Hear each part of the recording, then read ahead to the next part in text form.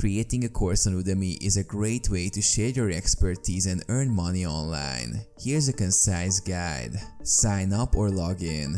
Go to the Udemy website and sign up for an instructor account. If you already have an account, log in. Course creation. After logging in, click on your profile picture in the top right corner and select Teaching from the drop-down menu.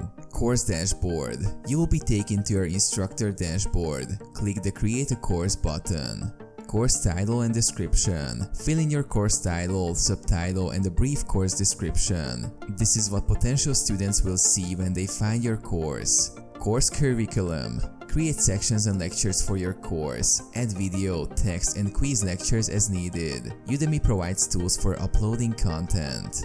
Course content. Upload your course content, which can include video lessons, presentations, articles, and downloadable resources. Course pricing. Decide whether you want to offer your course for free, set a fixed price, or use Udemy's pricing tools to let them determine the price. Course settings. Set your course to be public or private, choose a category and language, and add relevant keywords for discoverability. Promotional material. Create a compelling course landing page with a captivating title, engaging course image, and informative course description.